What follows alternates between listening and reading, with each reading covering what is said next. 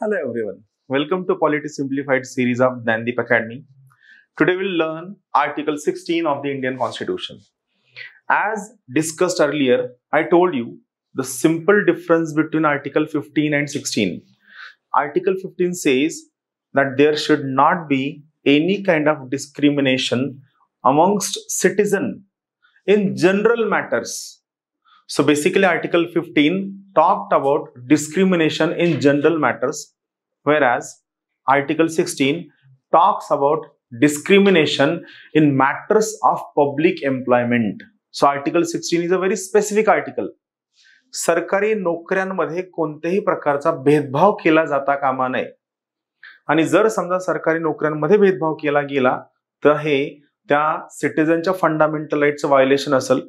जसं मी तुम्हाला सांगितलेलं एक article 15, 16, 19, 29 and 30. I repeat once again, Article 15, 16, 19, 29 and 30. These are the fundamental rights which are exclusively available to the citizens of India only. त्यापैकी एक Article 16. So it talks about what? It talks about prohibition of discrimination amongst citizen only.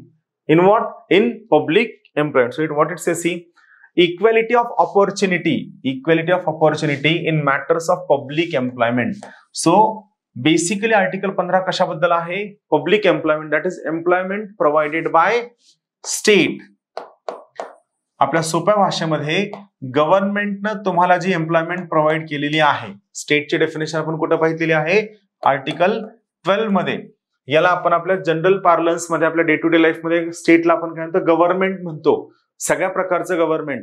तर गव्हर्नमेंटने दिलेल्या कोणत्याही प्रकारच्या employment मध्ये कोणत्याही प्रकारचं डिस्क्रिमिनेशन होता कामा नये याबद्दलचं हे स्पेसिफिक आर्टिकल आहे. Prohibition of discrimination in matters of public employment. आता काय म्हणतं पहा, अंडरस्टँड करूया. सी, एकदम लक्ष नाही का? There shall be equality of opportunity, म्हणजे सगळ्यांना समान संधी असेल.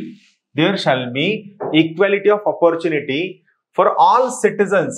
So basically Article 16 फक्त कोणासाठी आहे? It is only for citizens. It is not available for any person. It is available only for the citizens. So equality of opportunity for all citizens in matters relating to employment or appointment to any office under the state. थोडक्यात काय? Article 12 च्या under जे आपण study केलंय, या article 12 च्या under जे सगळ्या ऑथॉरिटीज येतात ज्यांना आपण स्टेट असं म्हणतो, तर या स्टेटच्या अंडर जेवढ्या जॉब येतात, जेवढ्या एम्प्लॉयमेंट येतात, जेवढ्या पोस्ट येतात, या सगळ्यांच्या बाबतीमध्ये there shall be equal opportunity for home? For citizens only. There shall not be equal opportunity for everyone. इथं फक्त सिटीजन्सलाच इक्वल ऑपॉर्च्युनिटी असेल, इतर लोकांना इक्वल ऑपॉर्च्युनिटी असणार नाही. हे झालं आर्टिकल 16चं पहिला क्लॉज, फर्स्ट क्लॉज. पुढे काय म्हणतो आपण पाहूया. हे see, second clause. No citizen, कोणताही नागरिक, shall be on the ground only of, म्हणजे कोणत्याही नागरिकाला काही कारणास्तव, आणि इथं काय केलंय? ओनली शब्द वापरलाय. म्हणजे आर्टिकल 16 ला फक्त एवढीच कारण अप्लाय होतात. इतर कारणांवरनं तुम्ही भेदभाव करू शकता, पण तो भेदभाव कसा असावा? That should be a positive discrimination. It should not be a negative discrimination. तुम्ही सकारात्मक भेदभाव करू शकता, तुम्ही नकारात्मक भेदभाव करू शकत नाही. मग आर्टिकल 16 काय म्हणतं? No citizen shall be on grounds only of religion, race, caste, sex, descent, place of birth, residence or any of them. यातल्या कोणत्याही सिंगल कारणावरनं किंवा यापैकी कितीही कारणावरनं बी इनएलिजिबल फॉर ऑर डिस्क्रिमिनेटेड, म्हणजे एक तर त्याला तुम्ही अपात्र ठरवू शकत नाही, या कारणांमुळे तुम्ही त्याला अपात्र ठरवू शकत नाही, इनएलिजिबल ठरवू शकत नाही, किंवा त्याच्या अगेन्स्ट तुम्ही डिस्क्रिमिनेशन करू शकत नाही. For what? For respect of any employment or office under the state. हा सेकंड क्लॉज. म्हणजे काय? कोणत्याही सिटीजनला तू या जातीचा आहे, तू या धर्माचा आहे, तुझं हे जेंडर आहे, या सगळ्या कारणांवरनं तुम्ही पब्लिक एम्प्लॉयमेंटसाठी एक तर त्याच्या अगेन्स्ट त्याला अपात्र ठरवू शकत नाही, किंवा तुम्ही त्याच्या विरुद्ध कोणतीही कार्यवाही करू शकत नाही. There shall be equality of opportunity in what, in public employment. हा सेकंड क्लॉज आहे. पहिले दोन क्लॉज इझी आहेत. आता आपण थोडं पुढे जाऊया, अंडरस्टँड करूया हे काय म्हणतं पहा. थर्ड क्लॉज काय म्हणतं, see nothing in this article. आता याचा अर्थ काय होतो, आपण जो पहिला क्लॉज आणि सेकंड क्लॉज पाहितला. पहिला क्लॉज काय म्हणतो, इक्वल ऑपॉर्च्युनिटी द्या. दुसरा क्लॉज काय म्हणतो, डिस्क्रिमिनेशन करू नका. बरोबर आहे. आता तिसरा क्लॉज काय म्हणतो, पहिल्या दोन क्लॉजनं काय म्हणलंय यानं फरक पडत नाही. कशासाठी, काही चांगल्या गोष्टींसाठी.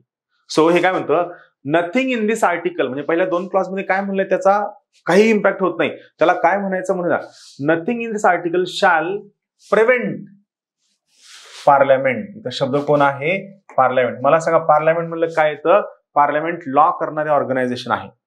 Parliament is a law making institution. पहिल्या दोन क्लॉज मध्ये काय म्हणलंय, या दोन क्लॉज मुळे पार्लमेंटच्या लॉ मेकिंग ऑथॉरिटीवर कोणत्याही प्रकारचं रेस्ट्रिक्शन येणार नाही.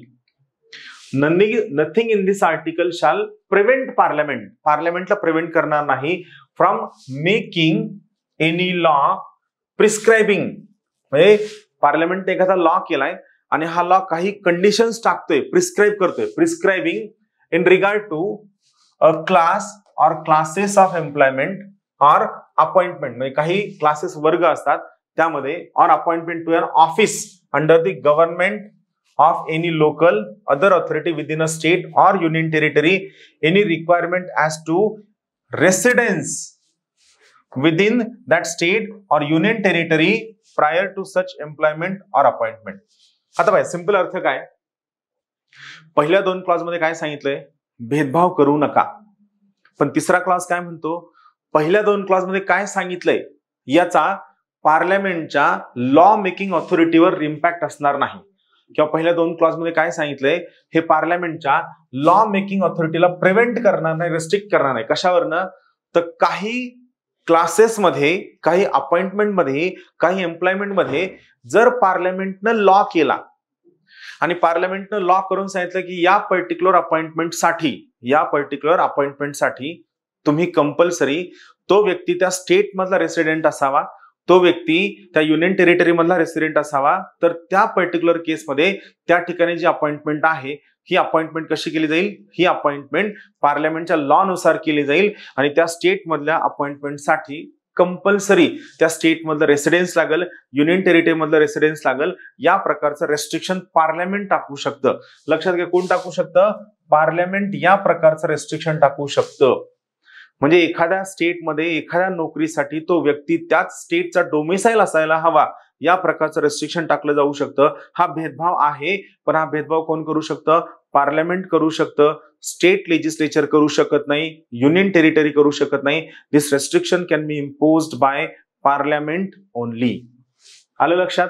पहिल्या दोन क्लॉज मध्ये हे व्हायोलेट होतंय. पहिले दोन क्लॉज म्हणतात इक्वल ऑपॉर्च्युनिटी द्या, डिस्क्रिमिनेशन करू नका. पण तिसरा क्लॉज काय म्हणतो की पहिल्या दोन क्लॉज मध्ये काय सांगितले याने फरक पडत नाही. जर पार्लमेंटला वाटलं आणि जर पार्लमेंटने त्यासाठी रॅशनल लॉ केला आणि हा लॉ करताना सांगितलं की या पर्टिक्युलर स्टेटमध्ये एम्प्लॉयमेंटसाठी तो व्यक्ती त्या स्टेटचा रेसिडेन्स असावा, तर त्या पार्लमेंटरी लॉला व्हॅलिड कन्सिडर केलं जाईल. त्याला या आर्टिकल 16च्या पहिल्या दोन क्लॉज नुसार इनव्हॅलिड केलं जाणार नाही. Third clause. Fourth clause, again nothing in this article. आता जेव्हा म्हणतो नथिंग इन दिस आर्टिकल यावेळेस काय करायचं, या आर्टिकल मधला पहिला क्लॉज आणि दुसरा क्लॉज आठवायचा.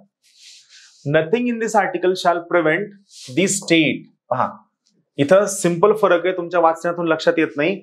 मला सांगा या ठिकाणी कुणाला प्रिव्हेंट केलं जाऊ शकत नाही, पार्लमेंटला. या ठिकाणी कुणाला प्रिव्हेंट केलं जाऊ शकत नाही, स्टेटला. आलं लक्षात. Third clause is for parliament, fourth clause is for state. स्टेटची डेफिनेशन आपण कुठं पाहितलेली आहे, आर्टिकल 12 मध्ये आपण स्टेटची डेफिनेशन स्टडी केलेली आहे.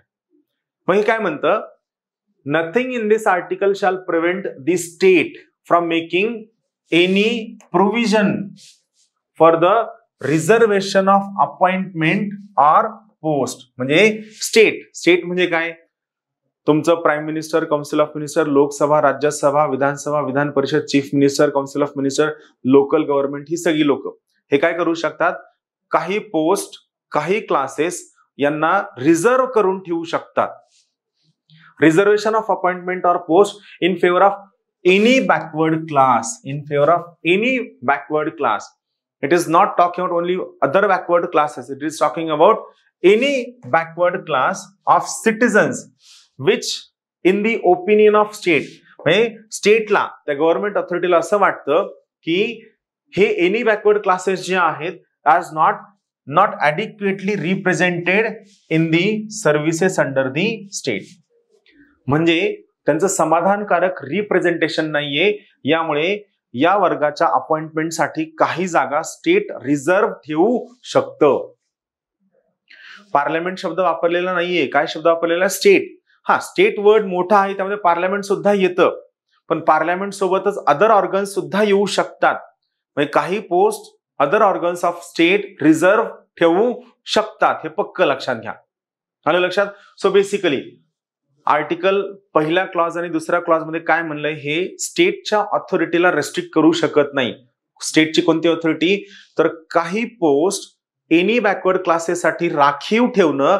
आणि कोणासाठी राखीव ठेवणं? स्टेटच्या ओपिनियन मध्ये, स्टेटच्या नजरेमध्ये ज्या बॅकवर्ड क्लासेसला समाधानकारक रिप्रेझेंटेशन मिळालेलं नाहीये त्या सर्व्हिसेसमध्ये, त्यांच्यासाठी जागा राखीव ठेवणं, हे जर स्टेटनं केलं त्यामुळे आर्टिकल 16 व्हायलेट होत नाही, असं आर्टिकल 16 स्वतः म्हणतं. आर्टिकल 4 कॅपिटल ए. आता हे जेव्हा जेव्हा कॅपिटल ए येईल ना किंवा कॅपिटल लेटर येईल त्यावेळेस काय लक्षात घ्या, it is added by constitutional amendment act. आता आपण परत सेम त्या पद्धतीने समजून घ्या. Nothing in this article shall prevent the state, स्टेटला प्रिव्हेंट करणार नाही फ्रॉम मेकिंग एनी प्रोव्हिजन. परत प्रोव्हिजन कशासाठी? For making any provision for reservation, म्हणजे परत काही गोष्टींसाठी राखीव ठेवू शकतं. कशा? आता इथं कशाने? इन मॅटर्स ऑफ प्रमोशन, म्हणजे फक्त अपॉइंटमेंट किंवा एम्प्लॉयमेंट साठी नाही, तर काही क्लासेसच्या प्रमोशन साठी सुद्धा स्टेट जागा राखीव ठेवू शकतं. प्रमोशन मध्ये सुद्धा आरक्षण आहे. In matters of promotion with consequential seniority. Consequential सिनियरिटीचा अर्थ काय? की ठीक आहे प्रमोशन मिळेल, पण प्रमोशन कुणालाही मिळणार नाही. जो व्यक्ती त्या ठिकाणी त्या कॅटेगरीचा सिनियरिटी मध्ये त्या ठिकाणी फिट बसतो त्यालाच प्रमोशन मिळेल. कोणत्याही सिनियरिटी नसणाऱ्या व्यक्तीला तुम्ही त्या ठिकाणी प्रमोट करू शकत नाही. प्रमोशनचा बेसिस सुद्धा काय असणार आहे? कॉन्सिक्वेन्शियल सिनियरिटी हा त्याचा बेसिस असणार आहे. With consequential seniority to any class or classes of post in the services under the state in favour of the scheduled caste and the scheduled tribes which in the opinion of the state are not adequately represented in the services under the state. So 4A काय म्हणतं? 4A specifically सांगतं की state, हे जे state आहे हे आरक्षण देऊ शकतं. कशासाठी? प्रमोशनसाठी. कुणाला? शेड्यूल्ड कास्टला आणि शेड्यूल्ड ट्राइबला. कोणत्या केसमध्ये? जेव्हा स्टेटला वाटतं की शेड्यूल्ड कास्ट आणि scheduled tribe are not adequately represented for that particular post. त्या पर्टिक्युलर जागेमध्ये, त्या पर्टिक्युलर सर्व्हिसमध्ये, त्या पर्टिक्युलर जागेमध्ये तेवढ्या मोठ्या प्रमाणामध्ये शेड्यूल्ड कास्ट आणि शेड्यूल्ड ट्राइबची लोक नाहीयेत, प्रमोशनला नाहीयेत, सिनियर पोस्टवर नाहीयेत, तर स्टेट त्या ठिकाणी शेड्यूल्ड कास्ट आणि शेड्यूल्ड ट्राइबच्या सिटीजन्सला त्या ठिकाणी प्रमोशन देऊ शकतं. पण प्रमोशन देताना महत्वाचा पॉइंट काय आहे? कॉन्सिक्वेन्शियल सिनियरिटी. कॉन्सिक्वेन्शियल सिनियरिटी म्हणजे काय? जो व्यक्ती सिनियरिटीने पुढे आहे त्यालाच प्रमोशन मिळेल. सिनियरिटीमध्ये मागे असणाऱ्या व्यक्तीला तुम्ही तुमच्या सोयीने मनमानी पद्धतीने आर्बिट्ररीली प्रमोशन देऊ शकत नाही. हा झाला 4A. Then comes 4B. What 4B says? Nothing in this article shall prevent the state, again same statement, nothing in this article shall prevent the state from considering any unfilled vacancies of a year. म्हणजे समजा काय असतं, एखाद्या कॅटेगरीसाठी काही जागा Anfield असतात. म्हणजे समजा 50 जागा त्या ठिकाणी रिझर्व्ह करून ठेवल्या, पण 40च लोक आली, 10 जागा भरल्याच गेल्या नाही, तर या काय झाल्या? या झाल्या अनफिल्ड वॅकन्सीज, ज्या भरू शकल्या नाहीत काहीतरी कारणास्तव. Nothing in this article shall prevent the state from considering any Anfield vacancy of a year which are reserved for being field up in that year in accordance with any provision for reservation made under clause 4 and clause 4A.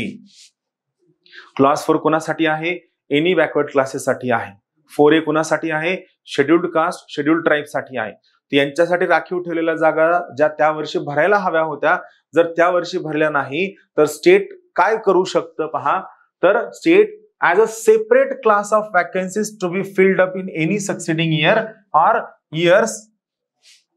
या वर्षीच्या जागा उरलेल्या आहेत, या जागा पुढच्या वर्षी separately भरल्या जातील. समजा दरवर्षीचा 50% कोटा आहे. या वर्षी 40% जागा भरल्या गेल्या, 10% जागा रिकाम्या. पुढच्या वर्षी 50% कोटा आहे, तर त्या ठिकाणी तुम्ही फक्त 40% जागा काढणार आणि 10% मागच्या काउंट करणार, असं नाही चालणार. म्हणजे यावर्षी 50%पैकी 40% जागा भरल्या गेल्या, 10% बाकी आहेत. पुढच्या वर्षी परत 50% जागा मिळतील. 50% जागा सेपरेटली भरल्या जातील आणि 10% जागा परत सेपरेटली भरल्या जातील. म्हणजे दुसऱ्या वर्षी किती आरक्षण असेल? 60% आरक्षण असेल. In succeeding year or years and such class of vacancies shall not B considered together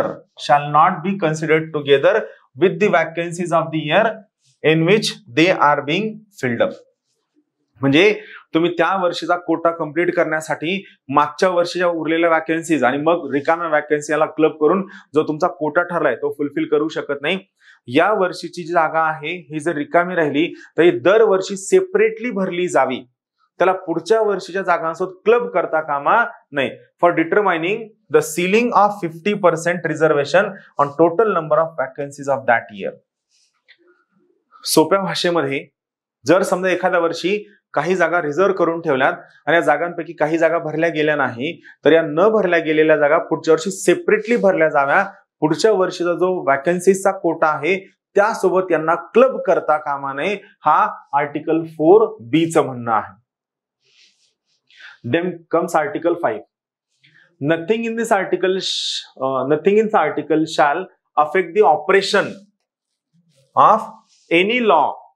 समजा एखादा कायदा आहे, समजा पहिल्या जे क्लॉज आहेत 1, 2, 3, 4, 4A, 4B या आर्टिकल्स मुळे समजा पार्लमेंटने एखादा केलेला लॉ आहे आणि याचं इम्प्लिमेंटेशन करायचं, तर nothing in this article shall affect the operation of any law which provides that the incumbent म्हणजे काय की जो व्यक्ती त्या ऑफिसर बसलेला आहे, पदग्रहण केलेला व्यक्ती आहे, the incumbent of an office in connection with the affairs of any religious or denominational institution or any member of the governing body thereof shall be a person professing a particular religion or belonging to a particular denomination.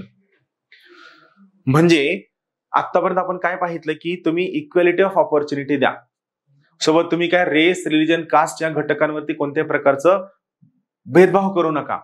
पण यासोबत article 16 मध्ये conclusion एक clause आहे, तो clause काय म्हणतो की जर समजा पार्लमेंटने एखादा लॉ केला आणि या लॉनं सांगितलं की हे मंदिर आहे, ही धार्मिक ट्रस्ट आहे, हे धार्मिक संस्था आहे, हे पर्टिक्युलर पीठ आहे, ही मस्जिद आहे, आणि त्या कायद्यानं सांगितलं की या पर्टिक्युलर धार्मिक संस्थेचा डिनॉमिनेशनचा पद ग्रहण करणारा व्यक्ती त्या पर्टिक्युलर धर्माचाच असायला हवा.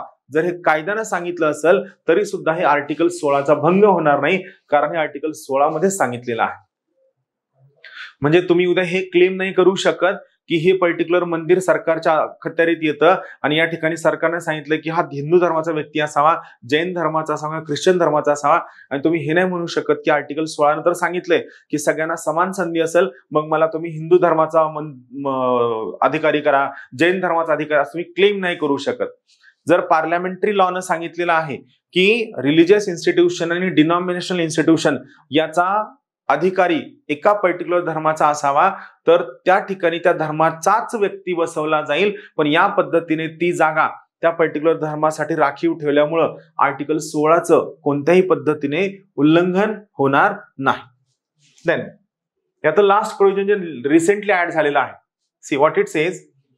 Nothing in this article shall prevent the state from making any provision for the appointment or post in favor of any economically weaker section of citizens, EWS, जे रिसेंटली ऍड झाले EWS आरक्षण, economically weaker sections आरक्षण, economically weaker sections of the citizens other than the classes mentioned in clause 4 in addition to the existing reservation and subject to a maximum of 10% of the post in each category. म्हणजे maximum तुम्ही काय करू शकता, 10% आरक्षण जे post मध्ये तेवढं देऊ शकता कोणाला, इकॉनॉमिकली वीकर सेक्शनला. सो आता आपल्याला काय क्लिअर झालंय, 3 कॅटेगरीसाठी आर्टिकल 16 नुसार सेपरेट प्रोव्हिजन केलं जाऊ शकतं. 4 साठी सगळ्यात पहिलं कोणासाठी आहे, एनी बॅकवर्ड क्लासेस, दुसरा आहे शेड्युल्ड कास्ट, शेड्युल्ड ट्राईब, तिसरा आहे एका पर्टिक्युलर रिलीजनचा पर्सन और डिनॉमिनेशनचा पर्सन, आणि चौथं आहे इकॉनॉमिकली वीकर सेक्शन. सोप्या भाषेत सांगतो आर्टिकल 16 काय म्हणतं. आर्टिकल 16चा पहिला क्लॉज म्हणतो की सरकारी नोकरी मिळत असताना समान संधी असावी. दुसरा क्लॉज म्हणतो सरकारी नोकरी मिळत असताना त्यामध्ये काही कारणांवरनं फक्त भेदभाव करता कामा नये. पण यासोबत आर्टिकल 16 नुसार काही वर्गांसाठी विशेष तरतूद केली जाऊ शकते. ते वर्ग कोणते आहेत, any backward classes, scheduled caste, scheduled tribe, economically weaker section, किंवा एका विशिष्ट ठिकाणी त्या रिलीजनचा, त्या डिनॉमिनेशनच्या व्यक्तीला बसवणं, यासाठी विशेष तरतूद केली जाऊ शकते. थँक्यू.